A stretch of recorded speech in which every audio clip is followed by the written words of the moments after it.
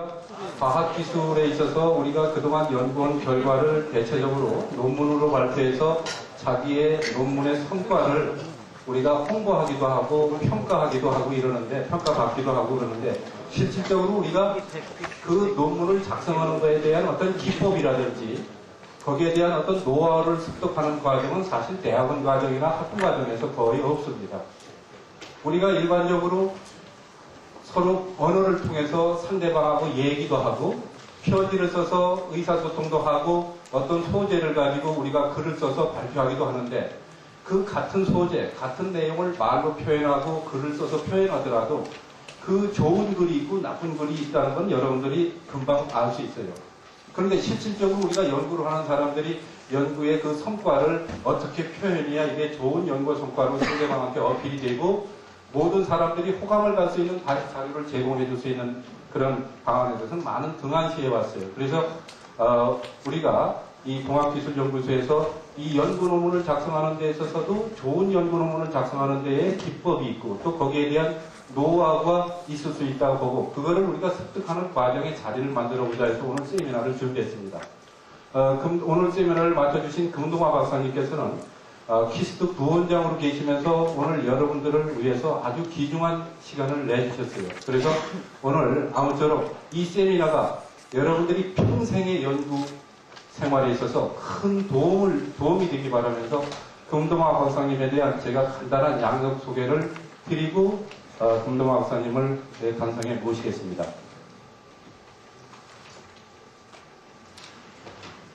우리가 금동화 박사님은 서울대학교 공과대학 금속공학과를 졸업하시고 스탠퍼드 유니버시티에서 박사학위를 받으셨습니다.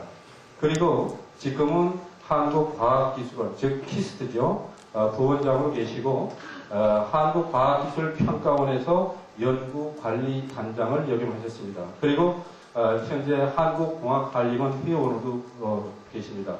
그리고 금 박사님께서는 이렇게 금속 분야에 대한 연구도 많이 하시지만 오늘 여러분들한테 강연을 해주실 이 논문 작성에 대해서도 많은 글을 쓰셨고 또 거기에서도 해박한 지식을 갖고 계십니다. 금동화 박사님을 모시겠습니다. 여러분들 큰 박수로 맞이해 주시기 바랍니다.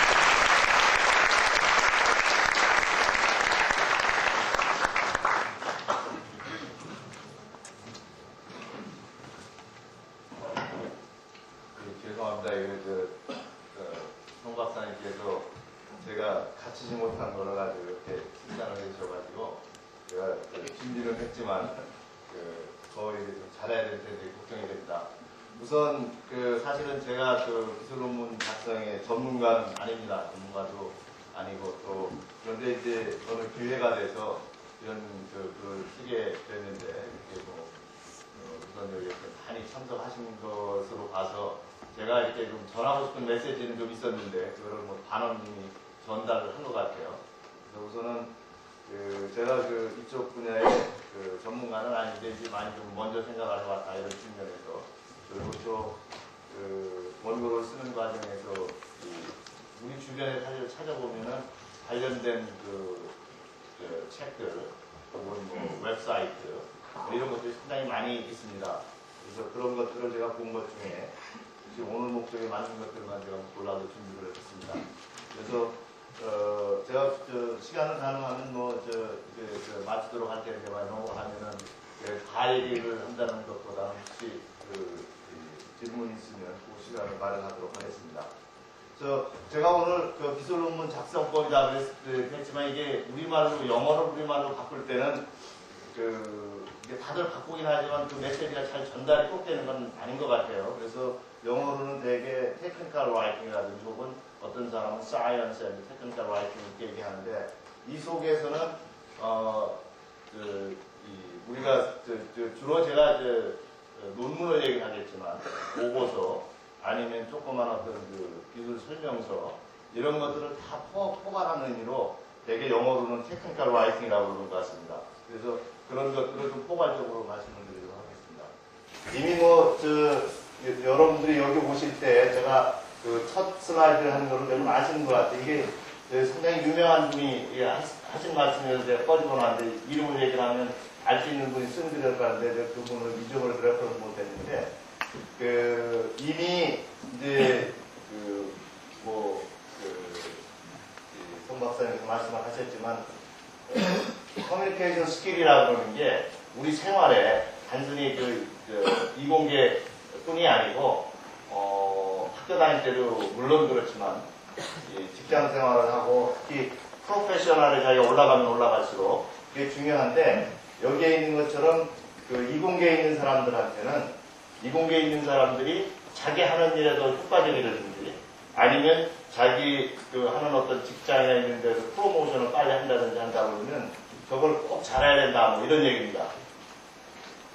그래서 제가 앞으로 뒤에 몇 개는 이거는 이제 사실을 데이터를 조사할 때 되게 옛날 데이터여서 제가 말씀드리려고 그러는 것보다 지금은 더 심할 것 같아요. 이게 이제 미국의 에듀케이션에 관한 저널들 거기에서 어디 찾아본 건데 여기에 있는 것처럼 우선 이제 내 포지션이 어디냐에 따라서 여기는 위로 가면 이제 포지션이 높아지는 거고 여기 보면은 이제 여기서 커뮤니케이션이라고 하는 건 우리가 글로 하는 게 있고 대화로 하는 게 있는 거 다 포함을 한 거죠. 그래서 제가 주로 이런 쪽을 말씀드리겠지만 이것도 뭐 마찬가지로 중요한데 어쨌든 보면 처음 우리 이제 석사 학위를 받고 하면 연구원이 되잖아요. 그래도 자기의 일하는 시간에 40%는 실제 실험을 하거나 연구를 하는 데보다는 이런 남과 의사소통하는 데 쓰는데 반 정도는 글 쓰는데 반은 말하는 데 쓴다는 얘기입니다. 그래서 올라가면 올라갈수록 이런 부분이 많아지는데 이건 뭐 짐작이 되죠. 많아지는데 예를 들면 이제 연구를 진짜 제일 많이 하는 이런 속에 들어가면 그분들이 쓰는 시간의 반 이상이 또 4분의 1은 뭔가 하니까 쓰는데 시간을 보낸다 이런 거죠.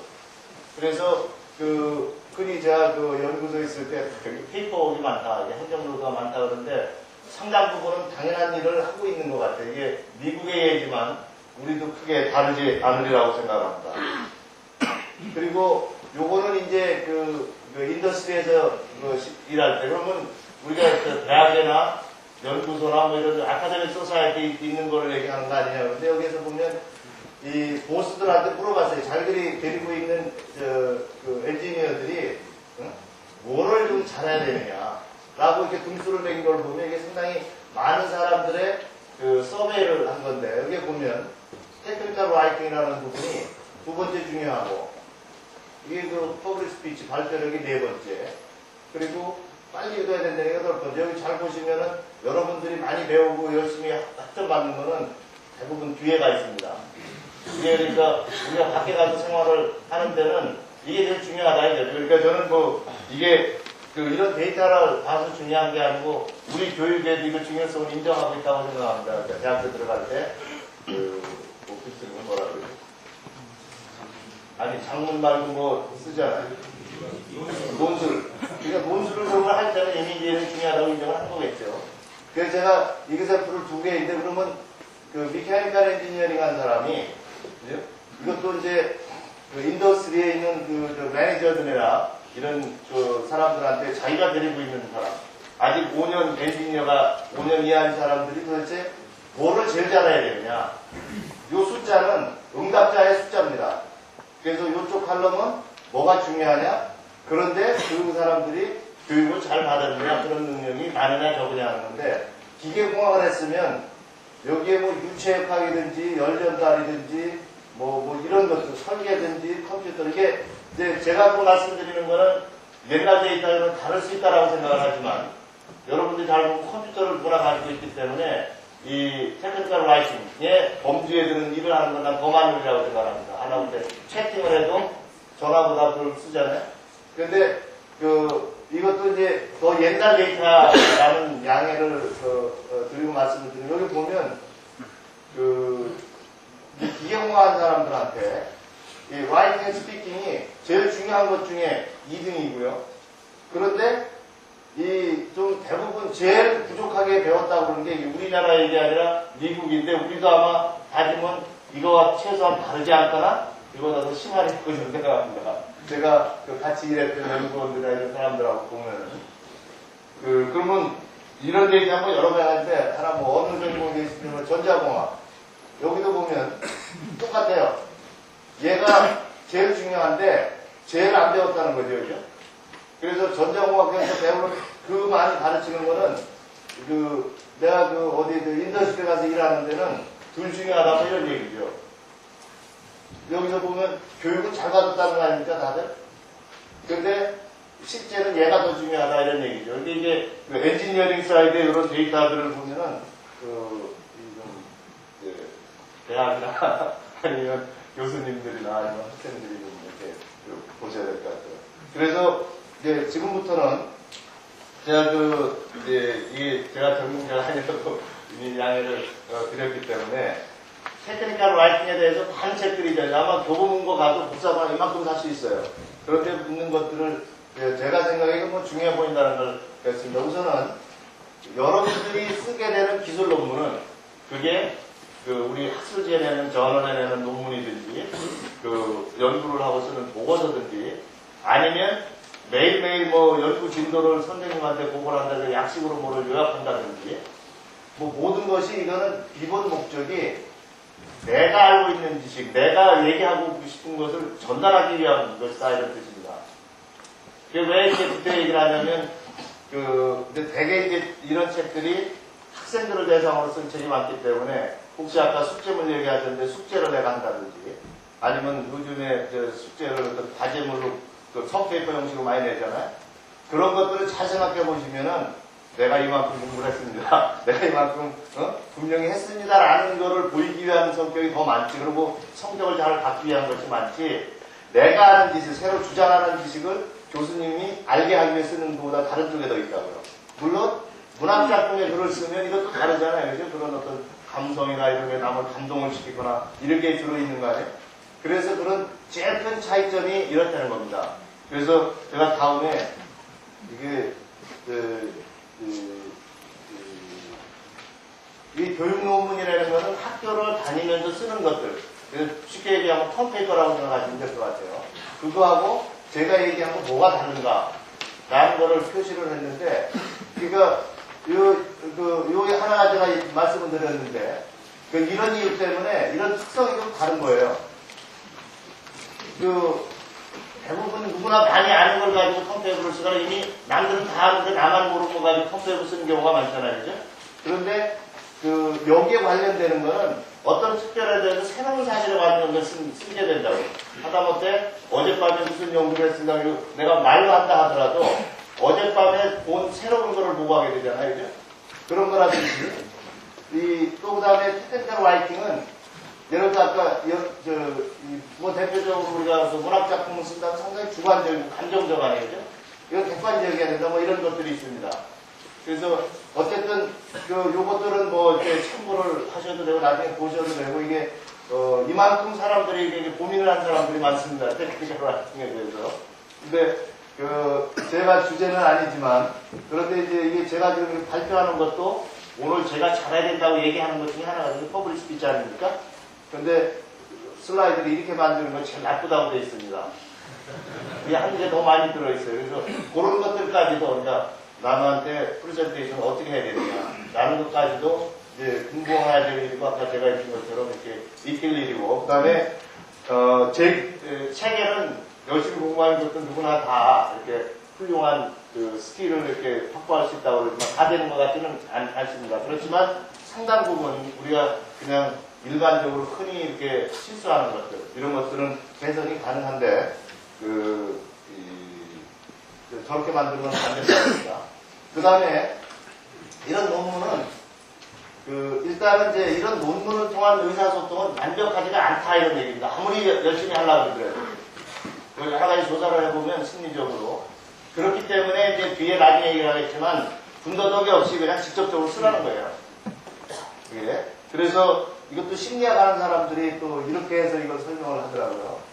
이게 이제 제가 생각하고 있던 것을 뭐 어쨌든 내가 아까 누구한테 우리 교수님한테 알려줘야 되겠다든지 아니면 논문에 써서 알려준다든지 하는 것들은 내가 뭔가 저 내용물을 가지고 있잖아요. 그죠?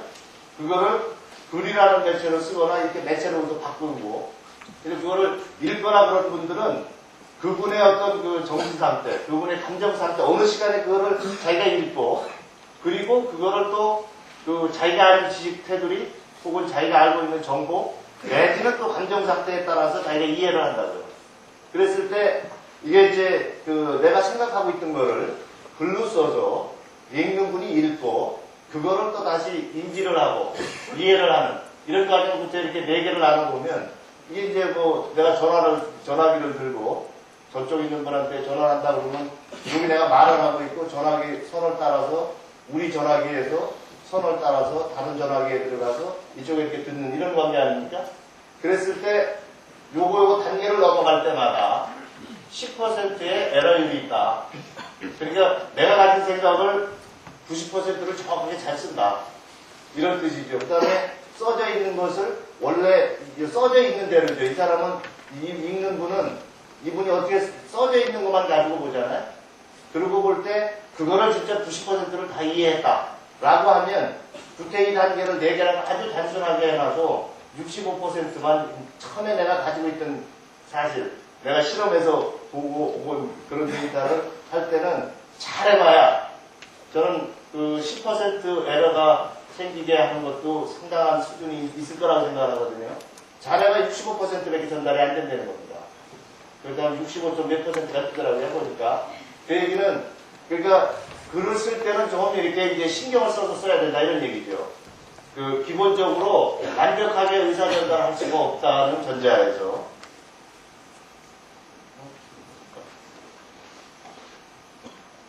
그 다음에는, 이게 또 상당히 그 중요한 그 상황인데, 이제 내가 그 뭡니까, 이제 소설을 읽는다 그러면 청도까지 다 읽잖아요, 그죠? 중간에 껴들어가 뒤에 있거나 이러지 않잖아요, 그죠? 근데 우리가 쓰는 글들은 읽는 사람이 그 내가 쓴 대로 순서대로 다 읽지 않는다고 잘 보시면 여러분들이 어떻게 생각하죠? 저 논문을 찾아다 논문을 본다. 많은 경우 저 같은 경우는 제목 보고 누가 썼나 보고, 그죠? 그러고 뭐 뒤에 가서 앱스트랙트를 보거나 컨클루전 보거나 뭐 이렇게 보고 그러고 난 다음에 그림표 같은 거 본 다음에 읽어본다고요. 그래서 그 가만히 생각해보세요. 어떤 거는 내가 논문을 내가 받았다. 어떻게 읽는지. 제목이나 이런 걸 보고 야 이거 더 읽을까 말까. 읽을 만한 가치가 있을까 할까 이런 생각을 한 다음에 읽는 거지. 처음부터 다 안 읽는다고요. 그리고 만약에 내가 뭐 모르겠습니다. 이제 자꾸 그런 얘기를 하는데 실험실에서 실험하는 것들 뒤쪽에다 뭐 일주일에 한 번씩 진도를 적어와라 뭐 이런 거 하잖아요. 그러면 저 연구원이 온 대로 그 위에서부터 내가 보지 않고 내가 보고 싶은 분만 먼저 찾아서 보지 처음부터 안 읽는다고요. 일단 그렇고요.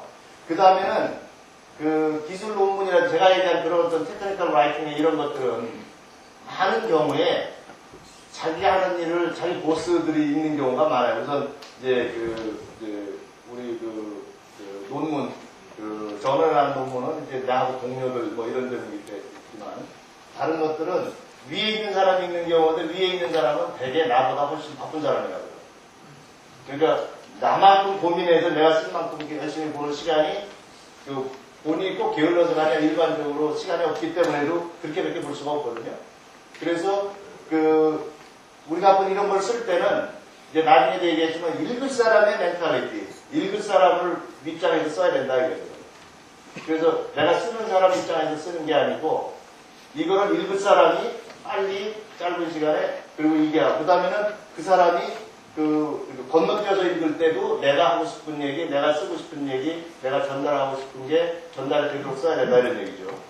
그래서 이제는 이건 그래서 이제 제가 이것도 좀 번역하기가 어려운데 학설을 보면 아카데믹 페이퍼라고 생각을 해서 우리 저널에 내는 것들은 이제 또 다른 특징을 가지고 있어요. 이거는 뭐 조금 다른 건데 아마 정리할 만할 텐데 우선은 남이 아는 새로운 사실이 아닌 걸 가지고 글 쓸 이유는 하나도 없죠, 그죠? 그 독창성이라고 그러는 게 특히 우리 저널에 여러분들이 실험을 해서 쓰거나 이런 거 할 때는 새로운 게 아니면 쓸 일이 없다고요. 그 다음에는 요 글이 나올 때는 예를 들어 논문 내용 누가 평가한 다음에 그래서 뭐 학회지나 이런 데서 채택을 받았다 이렇게 하잖아요. 그거 정도가 아니라 내가 여러분들이 학위한 논문가 된다 그러면 선생님이 너 이거 돼 안 돼 얘기를 한다든지 고쳐한다 이런 과정을 거치죠, 그죠? 그 다음에는 당연히 이럴 거고요. 그 다음에 또 하나는 이 글이 평가자료로 쓰인다고 대표적으로 여러분들을 취직하려고 그러면 나 무슨 논문 되냐 선생님들도 취직하려고 우리도 그렇고 퍼블리케이션 리뷰가 중요하잖아요. 근데 그 정도가 아니고 제가 아까 얘기한 대로 이제 그런 식으로 직접적으로 평가를 하지 않더라도 논문을 내면 이게 누가 쓴 논문인가라는 거가 상당히 중요하다고 내 분야의 논문을 읽으려고. 그래서 나름대로 나도 인지해서 저 사람이 쓰면 진짜 읽어볼 만한 가치가 있는 글을 쓰는 분, 저분은 좀 시원찮은 걸 쓰는 분, 저거는 안 읽어봐도 되는 거 이런 식으로 그렇기 때문에 이건 더 자세하게 가야 됩니다. 그렇기 때문에 이제 지금부터 이제 조금 주제를 바꾸겠습니다. 오늘 12시 분에 이라크 전쟁이 났죠, 그죠? 문화일보는 석간이잖아요, 그죠? 제일 먼저 나온다고요. 석간 기사가 혹시 계속 적으시는데 보셨어요? 석간 기사에 보면 제가 오면서 얼른 보면 이라크 전쟁이 시작됐다 이렇게 시작을 한다고요.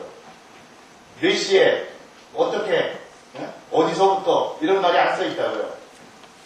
그래서 우리가 이제 이런 글을 쓸 때 아까 제가 그랬잖아요. 이거를 읽는 사람을 위해서 쓴다 그랬잖아요. 그죠?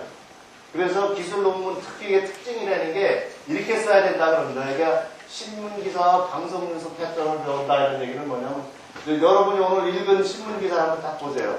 제목이 크게 있는데 그게 눈에 띄게 써 있잖아요. 거기에 그 기사에 있는 내용들이 거기 다 안 돼 있다고요. 대구에서 지하철이 가스 폭발이 났다 이렇게 딱 나오죠. 대구 참사 이렇게 나오든가 대구 지하철 참사 이렇게 나오잖아요. 그죠? 그러면 중앙역에서 몇 번 왔다가 사람 이런 그 다음에 있잖아요. 그죠? 그래서 제가 여기에 썼는데 그런 것처럼 제일 앞에 진짜 내가 전달하고 싶은 얘기를 먼저 쓰라는 얘기죠. 그 이유는 뭐냐면 특히 우리가 쓰는 기술적 이런 것들은 읽는 사람은 이걸 독자라고 했을 때 읽는 사람은 그거를 읽고 싶은 욕구가 요걸 시간축이라고 보고 여기서 이쪽으로 간다고 이렇게 보자고요. 읽는 사람이 처음에 거기에 관심이 많고 점점 시간이 가면 관심이 떨어진다는 거죠. 그게 그렇기 때문에 이런 글을 쓸 때 공급해주는 분량은 처음에는 조그맣게 대신 그 사람의 관심을 끌을 말을 쓰고 뒤에다가 더 상세한 내용을 쓴다는 거죠. 그래서 왜 이런 말을 사람들이 강조를 하냐면 여러분들이 수능 이런 거 시험 볼 때 그럴 때 보면 기승전결, 서론, 본론 이렇게 쓰게 돼 있잖아요. 그죠? 그래서 저도 아직도 습성이 그렇게 하지 않으면 불안하고 뭔지 이게 좀 불안전해 보이고 그런다고요. 모든 사람들이. 그래서 앞으로 이 테크니컬 라이팅을 쓸 때는 그렇게 쓰라고 그러는 거예요. 신문에서, 방송에서 잘 생각해보세요. 방송에 앵커가 시작을 할 때 무슨 일이 있습니다 하고 그 다음에 다른 사람, 취재한 사람 와서 그 사람한테 상세하게 묻죠. 그죠? 그래서 팩트를 먼저 명확하게 알려주고 그 다음에 더 관심 있을 사람들이 있을 것들을 점점 많이 알려주는 거죠. 그래서 여러분들 생각해보면 신문이 내가 바쁘면 제목만 얼른 뚝뚝뚝 보고 오다가 내가 관심 있고 좀 더 읽어보고 오지 신문을 처음부터 끝까지 보는 사람 없잖아요. 그죠? 그런 것처럼 여러분들이 쓰게 되는 테크니컬 라이팅도 성격상 그렇게 되어 있다는 거죠. 그래서 이 글을 쓸 때 다른 글과 다르다 이런 얘기입니다. 다른 글과. 그래서 이게 이제 제일 중요한 사항이라고 합니다. 그러면 이제 뭐냐면 내가 논문을 쓴다고 그럴 때도 제목이 제일 중요한 거예요. 제목이. 다른 거는 덜 중요하다고. 제목이 제일 중요하고 제목에 내가 전달하고 있는 메시지가 전달이 돼야 된다는 얘기죠. 그래야 읽을 사람이 이건 내가 읽어볼 만한 거구나 아니구나. 이렇게 인지를 할 수 있게. 그런 것처럼 이제 그리고 또 내가 어떤 인트로덕션을 쓰거나 어떤 문단을 써서 제일 문단 앞에다가 자기가 쓰는 거를 먼저 쓰라는 얘기라고요. 대개 우리는 어떻게 습성이 되어 있냐면, 개똥이 이렇고 소똥이 이렇게 해서, 누구는 어떻다더라? 그래서 나는 이렇게 생각, 이렇게 쓴다고요. 그죠? 근데 제일 먼저 나는 이렇게 생각한다라고 쓰고, 그 이유를 밑에다 써라 이런 얘기죠. 문단을 쓸 때. 그래서 그런 것들을 지금 틀을 이제 완전히 바꾸는데, 기자들이 말이죠. 이제 그 기자들이 되게 글 잘 쓰는 사람들이 기자가 되지 않습니까? 근데 그 사람들은 예를 들어 방송 기자라도 그렇고 지면이 상당히 비싸다고요. 그렇기 때문에 효과적으로 글을 써야 되는 직업을 가지고 있는 사람들인데 그런 사람들을 제대로 교육시키는데 5년 걸리는 경우가 일반적이랍니다. 그러니까 그 기자로 처음에 들어가서 그래도 위에 있는 편집장이나 이런 사람들이 글을 안 고치고 이렇게 쓰는데 그래서 이제 이런 것들을 이렇게 자기가 이걸 바꾸는 데는 패러다임을 바꾸는 데는 많은 훈련이 필요하다고 합니다. 그 다음에 이제 제가 좀 주제를 바꿔서 흔히 이제 이것도 그렇지만 이제 책에 보면 이렇게 써 있어요. IMRA라고 하는데 이게 Introduction, Method, Result and Discussion. 어디에는 IMRA라고 이렇게 쓰는 거. 여러분들이 쓰는 글은 대부분 이런 형태를 가지고 있죠. 그죠? 그래서 논문 같은 거 abstract가 있고 conclusion이 있긴 하지만 일반적으로 이런 형태를 가지고 있다고요. 그래서 그런데 제가 사실은 여러분 그때 쓴 이유는 한때 제가 금속학계의 편집을 좀 본 적이 있고요, 학회지에. 그리고 금속학계 이제 영문지를 만드는 쪽에 이렇게 편집을 해서 보면은 이게 인트로덕션에 쓰지 않아야 될 거를 쓴 것 같고 말이죠. 앱스트라고 콘클루전이 똑같고 어떤가 하면은 콘클루전이 아니고 서머리인데 콘클루전이 쓰고 뭐 이런 것들이 많더라고요. 그리고 또 하나는 어떤 이제 말 쓰는 걸 읽어봐도 내가 쓰는 것도 어렵지만 특히 우리 이공계 있는 분들은 영어나 다른 나라 말 있는 걸 우리말로 바꾸잖아요. 그죠? 그러면 나름대로 학회마다 자기 학회에서 쓰는 전문 용어에 대한 그런 것이 있음에도 불구하고 많은 사람들이 자기 편하게 쓰는데 특히 죄송합니다. 교수님들이 옛날에 일정시대에 배우셨느냐 아니면 유럽에서 했느냐 아니면 미국에서 했느냐에 따라서 또 똑같은 용어를 다르게 또 우리말로 바꾸는 경우가 많습니다. 그래서 어떤 때는 여러분들도 그런 느낀 적이 있으시라고 생각하는데 영어로 보면 훨씬 쉬워요. 우리말로 쓴 거를 쓰는 것보다. 그래서 그런 이유 때문에 제가 이제 좀 보고 쓰기 시작을 했는데 그래서 요거를 조금 말씀을 드리고요. 그 다음에 마지막에는 어떻게 쓰는 것인가에 대해서 말씀을 드리겠습니다. 여기 보니까.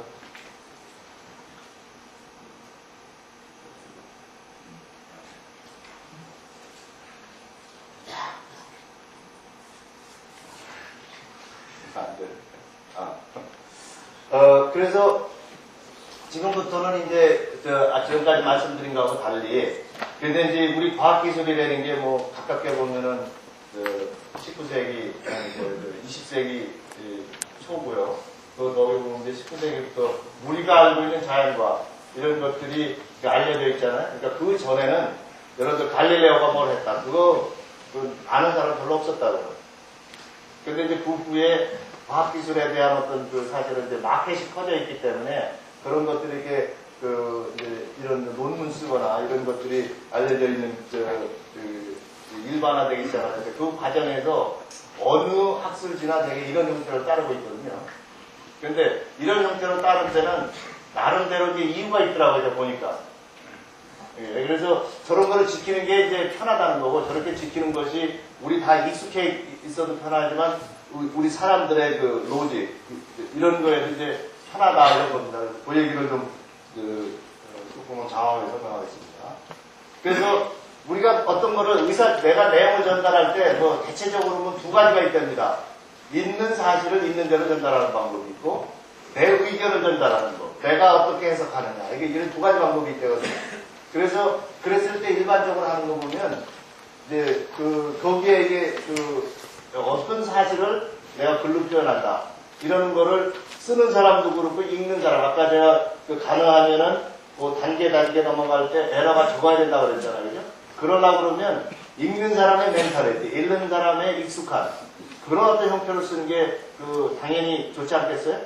근데 그랬을 때 심리학자들이 이런 걸 보면은 처음에 아니다. 이런 식의 어떤 내용을 쓰고 그 다음에는 그것이 옳은 것이냐 아니냐. 그 다음에 그것이 맞냐 틀리냐. 그것이 옳으냐 아니냐. 그거에 그 품질이 어떠냐, 뭐 이런 식으로, 이런 어떤 그 말들을 써야 된다는 거예요. 그래서 이게 좀 어려워가지고, 제가 좀 이렇게 오버헤드를 만드는 게 아니라 그렇지만, 예를 하나 어디에서 찾아서 왔습니다. 처음에 이다, 그러니까 대부분 이런 순서로 되게 한다는 게 어떤 사실을 전달하려고 그러면. 그러니까, 쿠바에 소련군이 주둔하는가? 그런데 주둔하는 게 교관인가, 뭐 어떤, 뭐 전투부대인가? 그죠? 그 다음에, 이 소련군, 이게 쿠바에 있는 게 필요한가? 옳은 일인가? 많은 수인가, 적은 수인가? 이런 식으로 이렇게 얘기해야 돼. 인포메이션 전달이 다 된 거죠. 그죠? 그래서 여기 보면은, 제일 먼저 이렇게 일반적으로 또 사실 전달할 때는, 이것을, 쿠바에 소련군이 주둔한다. 라고 제목을 써야 사람들이 눈에 띄고 쉽다는 거죠. 그래서 이거는 제가 있던 분야인데 우리 엔지니어링이라는 사이언스 그렇게 쓸 수 있다 이거죠. 그래서 요거는 뭐 테크니컬한 거니까 빼겠습니다. 이 분야를 아시는 분은 뭐 어떤지 알겠는데. 그래서 어쨌든 사실은 이렇게 우리가 설명한 이런 어떤 로직을 따라가는 것이 편하고. 그 다음에 여기는 이게 좀 잘못됐는데 여기에 정책이라고 했지만 폴리시라고는 의견이라든지 이렇게 하는 게 옳습니다. 학교를 이렇게 하는 게 옳습니다. 뭐 지금 우리 기계공학과는 어떻게 운영하는 거 이런 어떤 주장을 할 때, 그죠? 주장을 할 때는 이제 제가 두 가지가 이제 순서를 바꿔도 된답니다. 자, 이렇게 가치가 있다. 그거가 뭐 이런 것을 얘기를 하거나 아니면 이렇게 하는 것이 더 편리하다. 뭐 이런 어떤 두 가지를 같이 얘기해줘야 설득력이 생긴다 이런 거죠. 그런데 이제 이런 거를 얘기할 때는 어떤 주제나 뭐 그런 상황이냐에 따라서 이렇게 좀 다를 수 있다는데 그래서 제가 다를 수 있다는 아래를 갖고 놨습니다. 그러니까 여기 뭐냐면 이 어떤 자기 의견이나 판단이나 이런 거를 전할 때는 그거에 대한 가치성이나 미덕이나 이런 것들 또 이런 그런 거를 제가 얘기를 해주고 또 그 다음에 어떤 실용성이나 장점이나 이런 걸 같이 얘기해줘야 돼야만 이제 논리성으로 이렇게 완성이 된다는 얘기죠. 그래서 얘를 아까 그걸 그냥 쓰면 소련군이 쿠바에 파견할 권리가 있으니까 미국은 이에 대해서 소련은 다른 건 지방이지만 미국이 하면 지하고 옛날에 피그만 사건 얘기하는 거죠. 근데 이거에 대해서 뭐 하면 안 된다 주장하는 거죠. 그런데 그건 뭐냐면 미국이 뭐 주둔해야 된다. 그렇다면 왜 했냐면 이 협약을 해두면 미군이 국경에 주둔신 명분을 강화시키기 때문이다. 라는 것을 잘 보시면은 우리가 우리가 보통 하는 일들이죠. 그런데 제가 왜 얘기를 하면 요 얘기만 하고 요 얘기를 안 한다든지 요 얘기만 하고 요 얘기를 안 해가지고는 완벽하지가 못하다 이거죠. 그런데 이제 제가 왜 두 가지를 장황 설명 여러분들이 취급하게 되는 테크니컬 라이팅은 아까 얘기한 어떤 사실 전달과 사실로부터 그거에 대한 가치성이라든지 그거로부터 어떤 새로운 해석이라든지 이런 걸 함으로써 완벽해진다고요. 예? 그래서 두 가지를 이제 복합하다 보면 제가 아까 말씀드리려고 그랬던 IM, RD 라는 형식을 갖추게 된다는 거죠. 그래서 이제 제가 지금은 어떤 사실과 이 사실로부터 어떤 의견을 제작하는 이런 것들을 그러면 어떤 식으로 그러면 전개하는 게 그러면 효과적이냐? 라는 게 사실은 제가 결론을 말씀드린 거고 여러분들이 보는 논문 형태로 이렇게 돼 있고 여러분이 쓰는 보고서도 그런 형태로 돼 있고 여러분들이 쓰는 학위 논문도 이런 형태를 갖추고 있습니다. 그 이유는 그냥 단순한 역사성이 아니고 나름대로 그런 것들이 이제 우리에게 편한 대로 특히 제가 처음에 말씀드린 대로 읽는 사람한테 이게 익숙한 정도로 이제 돼 있다는 거죠. 그래서 혹시 여러분들이 천부경연대 초대 논문에 가면 이렇게 안 돼 있습니다. 그리고 지금도 어떤 특히 자연과학 중에 아주 이렇게 보수적이죠. 제가 본 거로는 보고학교 같은 게 안 돼 있습니다. 어쨌든 그래서 여기 뭐냐면 이제 우리가 쓰는 이게 꼭 그걸 학술지에 쓰는 논문을 생각하시면 되게 좋은데 문제점이 뭐다라는 얘기를 해줘야 된다 이거죠. 예를 들어서 A라는 사람은 이런 얘기를 했고 B라는 사람은 이렇게 했는데 이게 서로 안 틀린다든지 그런데 이런 일도 이렇고 있는데 내가 보기에는 이럴 수도 있는데 그게 뭔가 틀렸다든지 이제 문제점을 제시하는 부분이 이제 우리 인트로덕션이죠. 그래서 그 문제점을 잘 제시해야 그 읽어볼, 내가 보니까 문제점도 아닌 걸 문제점으로 써놓은 그 다음부터 안 읽어본다 이런 얘기죠. 그 다음에는 이 문제점을 해결할 사람이 그 전문성이 있는지 없는지, 아까 제가 먼저 읽을 때 저자를 보고 저거 보고 내가 가진 그 어떤 그 퍼셉션에 따라서 있고 안 있고 한다 그러잖아요. 그래서 그런 부분도 중요하다 이거죠. 이게. 그런데 이제 실제 우리가 있는 그 실험하는 사람은 실험 방법을 올바로 했는지는 상당히 신뢰, 그죠? 또 이 관심 내지는 이런 그러니까 이런 것들에 대해서 설득력이 있어야 읽는 거고 그다음에 읽는 전문성 있는 사람 실험 방법 틀렸으면 그 다음부터 안 보죠. 그리고 결과를 이제 정확히 쓰죠. 결과가 정확히 있어야 되겠죠. 그죠? 그 다음에는 요거는 있기도 하기도 하지만 이제 지금부터는 디스커션에 와는데 결과만 가지고 완벽하지 않다. 결과에 대한 의견, 해석 이런 것까지 들어가야 된다는 얘기죠. 그래서 이 결과 원래 내가 제기했던 문제점을 이런 방법으로 나는 이런 했더니 이런 결과가 있는데 대보니까 이런 뜻을 가지고 있더라. 라고 가야지 이제 완벽하다 이런 얘기고 중간에 예를 잘하기 위해서 배경 설명하신 여러분들이 혹시 리터러처 서베이 같은 경우 이런 게 이제 여기에 해당되겠죠. 이게. 그러고 나서는 이제 그 결론을 내려주는 것이 이런 식으로 가는 것이 특히 학술 논문 같은 경우에 이제 내가 주장하는 거, 내가 쓰려고 그러는 거 이런 것들에 대한 퍼셉션, 읽는 사람이 이해하고 이러는 것이 이제 도움이 된다는 거. 그렇기 때문에 이제 I라고 하는 인트로덕션, 메소드, 리서치 앤 디스커션 이런 항목을 꼭 갖춰야 된다 이런 얘기고요.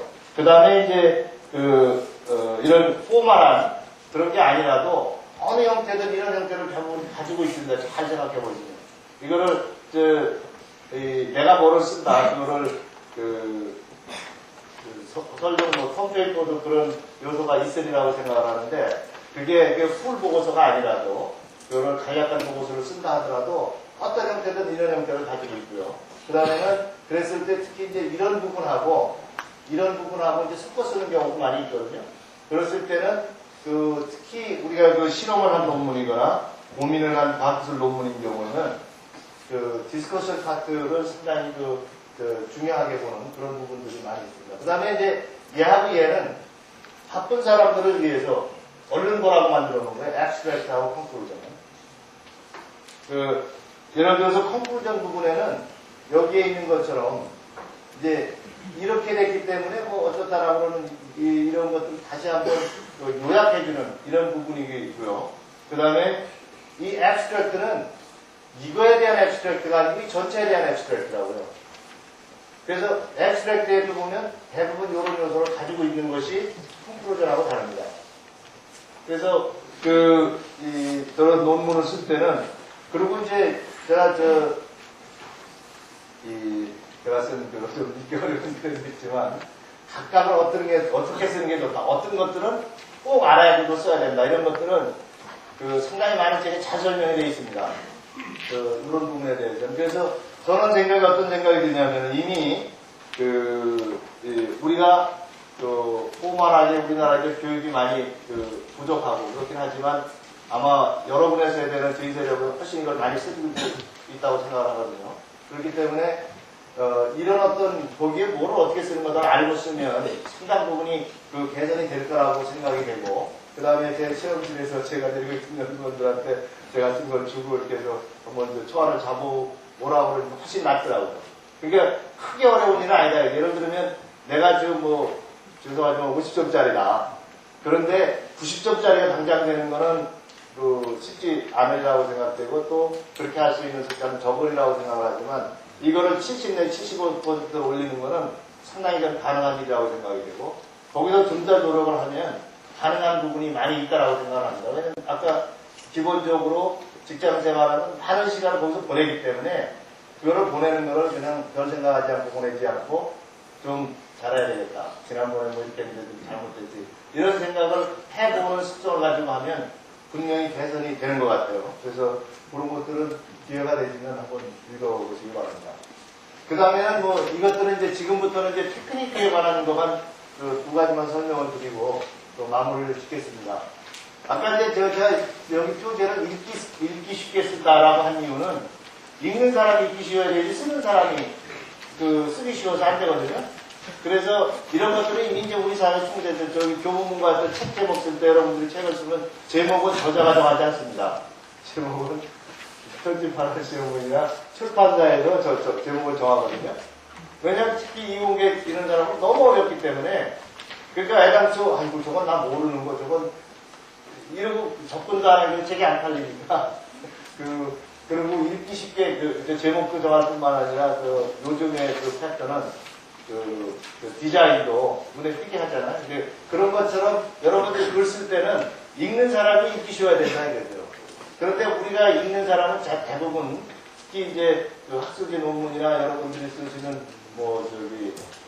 학위 논문도 이거는 전문가 이제 소위 피어라고 그러죠. 나하고 비슷한 전공이나 비슷한 관심사항이나 이런 사람들이 보는 것들이거든요. 독자의 대상이. 그런 생각을 하면 그분들이 같이 공유하는, 같이 문제 이해하는 이런 것들을 자주 부각시키는 게 이제 메시지 전달에 쉽다 이런 얘기죠. 당연하지 않겠어요? 두 번째는 군더더기 빼란 얘기예요. 그러니까 필요한 것만 얘기를 하지 이 바쁜 판국에 이게 너무 수식어 이런 거 쓰지 말라 이런 얘기입니다. 직접적으로. 그래서 어디에 봤더니 거기에는 우리 대개 여러분 논문 낼 때 몇 페이지로 제한을 하죠, 그죠? 혹시 우리나라 학술지도 제한을 하지만 이렇게 비싼 논문 사이언스 네이처 같은 것도 더 작게 제한을 한다고요. 이게 그걸 제한을 하는 이유가 물론 여러 사람 것도 퍼블리셔야 되고 그러지만 제가 어디에 본 데는 영어로 알파벳 하나를 맥도 어떤 저기 BT 관련 분야의 저널에서 나오는데 하나를 쓰냐 안 쓰냐에 따라서 6센트가 비싸고 안 비싸고 안 됩니다. 쓸데없는 말을 내가 쓰면 그죠? 그만한 스케이트도 사용하죠. 잉크 써야죠. 옛날 같으면 웨터 세팅을 했어야 되지 않습니까? 필요 없는 말을 쓰면 결국 사야지 로스다 나도 그렇고. 그리고 더 바깥에는 불필요하게 길게 쓰면 교수님이 돈 내잖아요. 돈도 많이 낸다고요. 그런데 그 이유는 이제 그런 어떤 경제적인 이유뿐이 아니라 이 분야의 특성이 이제 그런 거죠. 예. 그래서 제가 우리나라 연구개발사업을 관리하는 데 담고 있었는데 그때 이렇게 미국에 보니까 미국에는 나라에서 주는 연구비를 가지고 연구하는 거는 앱스트랙트를 전부 다 분별하게 되어 있습니다. 그 이유는 국민이 낸 세금 가지고 연구를 한 거니까 그걸 공유를 해야 된다고 그러죠. 그 사람들이 요구사항이 있어요. Let your grandmother understand it. 그러니까 세금을 낸 사람은 전문가가 아니거든요. 그러니까 그거를 한 페이지에 내라고 한다고. 그럴 정도로 읽는 사람을 쓰는데 그러려면 불리한 거 쓰지 말아야 돼요. 이거는 건너뛰겠습니다. 이건 당연한 일이죠. 그 다음에 이제 이런 거 쓰는 것에 대해서는 사실은 잘 생각하면 단어가 연결돼서 문장이 되고 문장이 연결돼서 문단이 되는데 문단과 문단을 넘어갈 때는 로직이 들어온다고요. 아까 제가 말씀드린 것처럼. 그래서 문단을 패러그래프로 잘 쓰는 것이 이거는 훈련을 받아야 되는 단어라고 합니다. 그래서 언젠가는 고려대학에서도 이런 거 쓰는 거에 대해서 교육을 했으면 좋겠습니다. 이제 마지막인데요. 이제 말이 길어졌는데 저 개인적으로도 그렇고 그리고 우리 주변에도 이게 내가 실험 같은 거 다 해도 아까 성 교수님처럼 말씀하신 해도 실제 이런 걸 제가 지금 공자 말씀처럼 얘기했지만 이렇게 쓰는 거는 쉽지 않아요. 특히 이제 내가 써야지 그러면 어디부터 쓰게 안 써진다고요. 이게 근데 이게 저도 그랬지만 나만 그런 게 책에 다 그렇다고 써 있더라고요. 이게 그래서 이게 제가 있는 데가 자연과학이긴 하지만 그게 사회생활 똑같은 거예요. 그럴 때일수록 쪼개서 그런 거예요. 자기가 하기 쉬운 것부터 먼저 한다든지 자기 할 일을 자꾸 디파인을 해가지고 여기서 영어도 그래서 divide and conquer라고 했더라고요. 내가 할 일을 구분을 줘서 도구분을 이렇게 하라 이거죠. 그래서 보면은 처음에 나는 이거를 왜 쓴다, 누구를 위해서 쓴다, 어떤 내용을 쓰겠다, 이런 것들을 좀 해서 이제 뭐 아마 습성이 안 됐을 때는 이제 소위 그 스테이트먼트라는 걸 써라고 그러는데 요약해서 그러니까 여기에다가 그냥 손으로 이렇게 써놓으라는 얘기죠. 나는 누구를 위해서 어떤 내용을 쓰겠다, 아니면 어디에 뭐를 쓰겠다, 여기에는 어떤 내용을 담는다 라는 것들을 먼저 좀 하고, 그 다음에 이제 그 내용을 여기 다음인데 그러면 이게 읽을 사람이 누군가, 이게 교수님이 읽을 건가, 아니면 내 동료가 읽을 건가, 아니면 저 밖에 있는 내가 전화를 해놓은 그 사람들이 읽을 건가, 이런 거에 따라서 이제 요거 자기가 쓸 내용을 이제 좀 어젓을 하라는 얘기죠.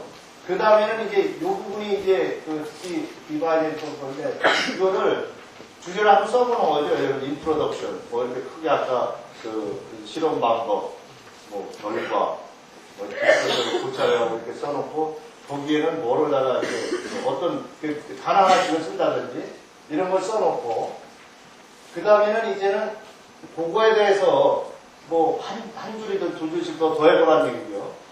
그러고 나서 이 논리성이 맞는지, 이렇게 쓰면 그 이해를 할 건지, 아니면 이게 쓰면 뭐 내가 점수를 받는 가치가 있을 건지 하는 거를 좀 검토를 한번 받은 다음에는 이제 그 다음에는 그 가능하면 어느 날 앉아서 그냥 한번 쓰라는 거예요. 중지하지 말고. 예.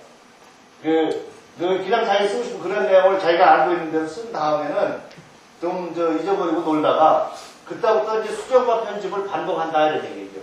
그래서 일단은 예를 들면 아까 이런 패턴이나 이런 거는 일반적인 패턴이 있기 때문에 하지만 요때는 자기가 틀린 말이 됐든 뭐가 됐든 가능하면은 자기가 이해할 수 있는 말을 써놓고, 그 다음에는 그거를 자꾸 반복을 하는데 이제 아까 얘기처럼 이런 거에 맞았는지, 그 다음에 문장은 올바랐는지 하는 것들을 나중에 이렇게 하라는 거죠. 그리고 이것도 이제 만약에 아까 인트로덕션, 실험 방법, 결과, 콘클루전을 쓴다 그러면 이것도 자기가 쓰고 싶은 것 중에 쓰기 쉬운 것도 먼저 쓰라는 거예요. 이걸 또 다시 나눠서 할 수 있지. 이거는 전체적으로 이렇게 할 수 있지만 어느 섹션 하나도 이렇게 나눠서 할 수 있지 않겠어요? 이거를. 그래서 되게 이제 콘클루전을 가지고 있으면 콘클루전 먼저 써도 되고, 앱스트랙트를 제일 나중에 써야 되겠죠, 당연히. 그래서 이제 이게 대부분 다 어려운데 그때는 가능하면 내가 할 일을 자꾸 쪼개가지고, 쪼갠 부분을 가지고 이제 해라 이런 건데, 이런 내용은 책들에 상당히 많이 설명이 되어 있고, 제가 읽어본 책이 이미 여러 번 핸드아웃에 레퍼런스 되어 있거든요. 그런데 보시면 될 것 같습니다. 이 결론은 잘못됐기 때문에 이건 뺐고요. 이건 제 결론이 아니면 나중에 지워서 올려주세요. 그래서 제가 이게 저는 사실은 이제 이거 쓰면서 관심이 있어가지고 신문 같은 거 되게 토요일 날 이렇게 책 같은 거 나오고 그러잖아요. 그런 거 나오는데 다행히 우리 과학기술위원은 내지 않지만 이런 거 나오는데 더러 이런 것들이 있습니다. 이게 제가 생각에 이게 보장인들 보면 이제 우리 이제 이런 게 필요한 것 같아요. 이분이 얘기하는 거는 우리나라 말을 잘 쓰자는 겁니다. 제가 얘기하는 게 아니고. 그러니까 저는 이제 이쪽에 있지만 지금 판저로 나가는 경부고속도로가 원활한 소통을 보이고 있습니다. 틀린 말이라고 생각하거든요. 소통이 원활합니다 하는 거지, 그거를 영어로 된 거를 번역하면 그런 말이 되지만 우리말에는 그게 틀린 말이에요. 이분이 얘기하는 대로 그런 겁니다. 그러니까 우리가 특히 우리 논문 쓸 때 보면은 우리나라 말에는 형용사로 형용사는 형용사로 쓰는 게 자연스럽지, 그거를 명사형으로 쓰면 부적절한 경우가 많습니다. 특히 과학기술 논문, 여러분들이 쓰는 그런 논문에 영어로는 제가 있는 분야의 하이 스트렝스 스킬, 그런다 그러면 미케니컬 스트렝스가 아주 높은 어떤 강도 이렇게 했는데, 그게 하이 스트렝스 스킬까지만 해도 강도가 센, 뭐 강도도 어렵지만 그냥 이렇게 되는데, 우리는 거기에다가 또 다시 어떤 특별한 컴포지션을 집어넣고 그리고 뭘 하나 집으면 매우 어렵게 돼요. 그러면 그런 경우 대부분 그냥 쪼개는 게 훨씬 쉽습니다. 이해하는 사람이. 그래서 여기 이런 것들은 주로 다른 건 다르지만 제가 생각에는 대학에 제가 오늘 다룬 주제 전문가 아니라고 이랬고 진짜 전문가들이 와서 할 수 있는 이런 것들을 좀 할만 하나 때가 왔으면 좋겠고 가능하면 고대가 빨리 시작하는 것이 좋을 것 같고요. 그 다음에 제가 죄송하다고 말씀을 드렸는데 이런 것들을 관심이 있으시면 두 가지를 하시면 됩니다. 일단은 외국 대학에 다 웹에 들어갈 수 있죠. 거기 찾다 보면은 테크니컬 라이팅을 키워드는 뭔가는 있어요. 어느 대학이나. 특히 아까 학장님 씨가 잠시 말씀드렸는데 이런 것들이 중요한 게 이제 우리한테만 중요한 게 아니고 일반 국민들한테는 이게 매우 중요합니다. 왜냐하면 우리가 쓰는 지금 쓰시는 그런 디지털 카메라 같은 경우 물론 그게 익숙한 사람은 센서 가지고 다 이렇게 하나 쓰고 그 다음에 이거 같은 거 있는 모두 다 쓰잖아요. 그죠? 그런데 이제 어떤 사람은 저 같은 사람은 설명서를 봐야 돼요. 그런데 이제 제가 지금까지 얘기한 건 우리 근방에 있는 사람, 우리 근방에 되는 게 엔지니어링을 하거나 사이언스를 하거나 혹은 미케니컬 엔지니어를 하거나 뭐 이런 사람, 근방에 있는 사람들만을 가지고 대상을 할 때는 더 쉬운 일인데 이제 우리 주변에 저런 기계의 매뉴얼들이 있잖아요. 매뉴얼들. 그런 것들은 비전문가가 얼른 보고 써야 된다고요. 그래서 이제 그런 이유 때문에 미국 소사이티 일찍이 그런 것들이 중요하다 그래서 그런 테크니컬 라이팅에 대한 그런 섹션이 거의 있더라고요.